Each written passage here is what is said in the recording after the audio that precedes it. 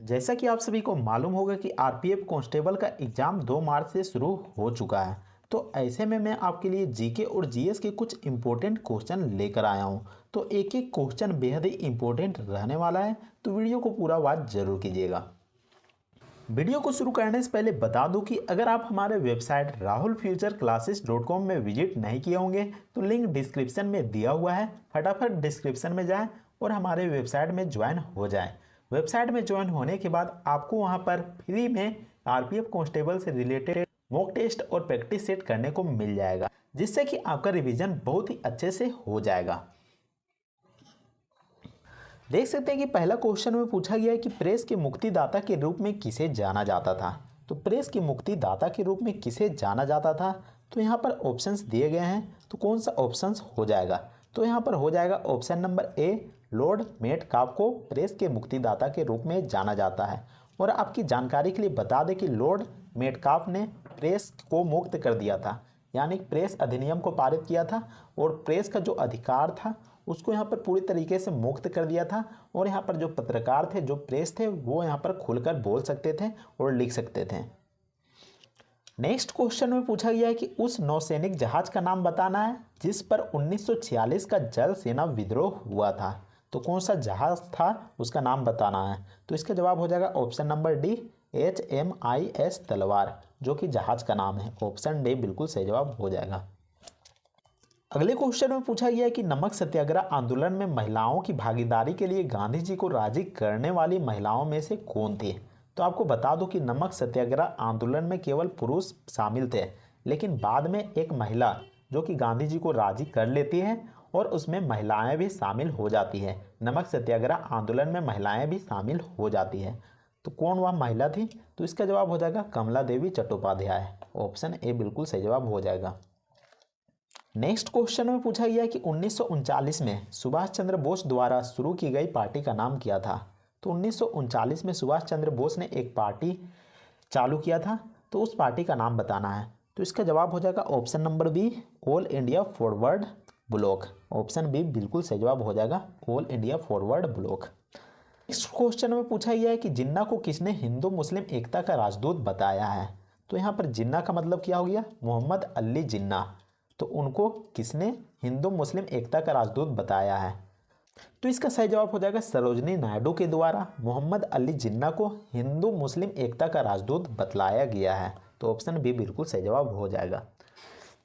Next question में पूछा गया कि पहली बार पाकिस्तान शब्द का प्रयोग किसने किया, यानी कि सर्वप्रथम पाकिस्तान शब्द का प्रयोग किसने किया था, सबसे पहले किसने किया था। तो इसका जवाब हो जाएगा ऑप्शन नंबर डी, चौधरी रहमत अली ने। ऑप्शन डी चौधरी रहमत अली ने किया था। अगले क्वेश्चन में पूछा गया कि 1920 में निम्नलिखित में से किसने अपना नाम परिवर्तित कर स्वराज सभा रख दिया। तो 1920 में किसने अपना नाम बदल दिया था और स्वराज सभा रख दिया था। तो इसका जवाब हो जाएगा option number A, all India home rule league ने, जो कि अपना नाम बदलकर स्वराज सभा रख लिया था। ऑप्शन ए बिल्कुल सही जवाब हो जाएगा। अगले क्वेश्चन में पूछा गया है कि चावल की खेती किस हड़प्पा स्थल से जुड़ी है। तो कौन सा ऑप्शन हो जाएगा जो कि चावल की खेती से जुड़ी हुई है। तो इसका जवाब हो जाएगा ऑप्शन नंबर बी, लोथल। इसके अलावा यहाँ पर और भी एक ऑप्शन सही हो सकता था। यहाँ पर अगर ऑप्शन में रंगपुर दिया होता तो वो भी सही हो जाता, लेकिन यहाँ पर रंगपुर नहीं लिखा हुआ है, तो यहाँ पर लोथल बिल्कुल सही जवाब हो जाएगा, ऑप्शन बी। नेक्स्ट क्वेश्चन में पूछा गया कि सिंधु घाटी में अग्नि की पूजा अग्नि वेदी की खोज से सिद्ध होती है। तो सिंधु घाटी सभा में अग्नि की पूजा होती थी, तो किस जगह पर यह प्रमाणित होता है। तो इसका जवाब हो जाएगा ऑप्शन नंबर सी, कालीबंगा में यह देखने को मिलता है। ऑप्शन सी कालीबंगा में। नेक्स्ट क्वेश्चन में पूछा गया है कि भारत के संविधान का अनुच्छेद 25 में खाली स्थान से संबंधित है। तो अनुच्छेद 25 किससे संबंधित है। तो इसका जवाब हो जाएगा वह धर्म से संबंधित है, लेकिन यहाँ पर देख सकते हैं 2 ऑप्शन दिए गए हैं। तो यहाँ पर भी धर्म लिखा हुआ है और यहाँ पर धर्म भी लिखा हुआ है। तो यहाँ पर देख सकते हैं नस्ल जाति भाषा, यह अनुच्छेद 25 में उल्लेख नहीं है, केवल धर्म उल्लेख है। तो ऐसे में जो ऑप्शन ए हो जाएगा वो सही जवाब हो जाएगा। ऑप्शन ए में दिया हुआ है धर्म के स्वतंत्र पेशे आचरण और प्रचार की अंतरात्मा की स्वतंत्रता है, यानी कि अनुच्छेद 25 में केवल धर्म से रिलेटेड बातें की गई है। तो ऑप्शन ए बिल्कुल सही जवाब हो जाएगा, ऑप्शन ए।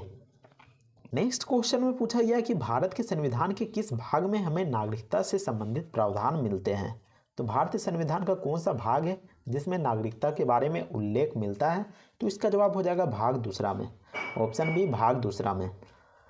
अगले क्वेश्चन में पूछा गया है कि किस सदन का अध्यक्ष उस सदन का सदस्य नहीं होता है। तो कौन सा सदन हो जाएगा। तो यहाँ पर हो जाएगा राज्यसभा का जो सदन का अध्यक्ष होता है वह उस सदन का सदस्य नहीं होता है। और यहाँ पर आपको बता दूं कि राज्यसभा का अध्यक्ष कौन होता है। तो वो होता है उपराष्ट्रपति। उपराष्ट्रपति राज्यसभा का पदेन सभापति होता है या फिर अध्यक्ष होता है। अगले क्वेश्चन में पूछा गया है कि भारत के सर्वोच्च न्यायालय में न्यायाधीशों की सदस्य संख्या बढ़ाने की शक्ति किसमें निहित होती है। यानी कि सुप्रीम कोर्ट में जजों की संख्या बढ़ाने की शक्ति किसमें होती है। तो वो होती है संसद के पास। वहीं अगर हाई कोर्ट की बात करें, उच्च न्यायालय की बात करें, तो वहाँ के न्यायाधीशों की संख्या का निर्धारण कौन करता है। तो वो करता है राष्ट्रपति। तो राष्ट्रपति यहाँ पर सही जवाब हो जाएगा अगर उच्च न्यायालय के न्यायाधीशों की संख्या की बात करें तो। नेक्स्ट क्वेश्चन में पूछा गया है कि मानव विकास सूचकांक किस अर्थशास्त्री की देन है। तो कौन सा अर्थशास्त्री का देन है मानव विकास सूचकांक। तो इसका जवाब हो जाएगा ऑप्शन नंबर डी महबूब उल हक का देन है, जो कि एक पाकिस्तानी अर्थशास्त्री था। नेक्स्ट क्वेश्चन में पूछा गया है कि निम्नलिखित में से कौन सा एक साधन केंद्र सरकार के राजस्व का स्रोत नहीं है। तो कौन सा ऑप्शन हो जाएगा। तो इसका जवाब हो जाएगा कृषि आयकर, जो कि केंद्र सरकार का राजस्व का स्रोत नहीं है, यह राज्य सरकार का राजस्व का स्रोत है। कृषि आयकर यहाँ पर बिल्कुल सही जवाब हो जाएगा। इसके जगह अगर भू राजस्व भी लिखा होता तो दोनों का मतलब सही होता है। तो ऑप्शन सी बिल्कुल सही जवाब हो जाएगा। नेक्स्ट क्वेश्चन में पूछा गया कि दक्षिण अमेरिका में मध्य अक्षांशीय घास भूमि या फिर जो मध्य अक्षांशीय घास मैदान है उसका नाम क्या है। तो इसका जवाब हो जाएगा पंपास। ऑप्शन बी बिल्कुल सही जवाब हो जाएगा। नेक्स्ट क्वेश्चन में पूछा गया कि निम्नलिखित में से किस मिट्टी को सर्वग्राही मिट्टी के रूप में जाना जाता है।